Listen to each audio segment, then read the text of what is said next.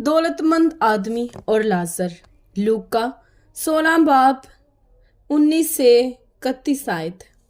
एक दौलतमंद आदमी था जो अर्गवानी और महीन कपड़े पहनता और हर रोज खुशी मनाता और शानो शौकत से रहता था। और लाजर नाम एक गरीब नासूरों से भरा हुआ उसके दरवाजे पर डाला गया था।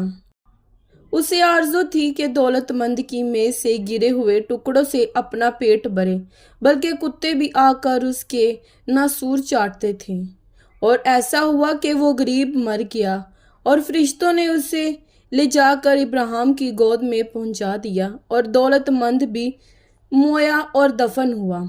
उसने आलमी रवा के दरमियान अजाब में मुब्तला होकर अपनी आंखें उठाईं और इब्राहिम को दूर से देखा और उसकी गोद में लाजर को। और उसने पुकार कर कहा, ऐ बाप इब्राहिम, मुझ पर रहम कर कि लाजर को बेच के अपनी उंगली का सिरा पानी में भिगो कर मेरी जुबान तर करे, क्योंकि मैं इस आग में तड़पता हूँ।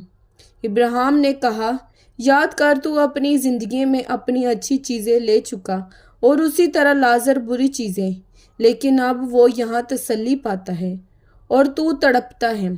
और इन सब बातों के सिवा हमारे तुम्हारे दरमियान एक बड़ा गड़ा वाक़या है, ऐसा कि जो यहाँ से तुम्हारी तरफ पार जाना चाहे ना जा सके और ना कोई उधर से हमारी तरफ आ सके। उसने कहा, बस ए बाप, मैं तेरी मिन्नत करता हूँ कि तू उसे मेरे बाप के घर भेज, क्योंकि मेरे 5 भाई हैं, ताकि वो उनके सामने इन बातों की गवाही दे। ऐसा ना हो कि वो भी इस अजाब की जगह में आए।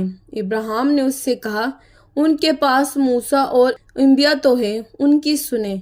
उसने कहा, नहीं ए बाप इब्राहिम, हाँ, अगर कोई मुर्दों में से उनके पास जाए तो वो तौबा करेंगे। उसने उससे कहा कि जब वो मूसा और अंबियों ही की नहीं सुनते, तो अगर मुर्दों में से कोई जी उठे तो उसकी भी ना मानेंगे। कलाम पाक के पढ़े और सुने जाने पर खुदावंद की खास बरकत हो। खुदावंद का शुक्र हो। आमीन।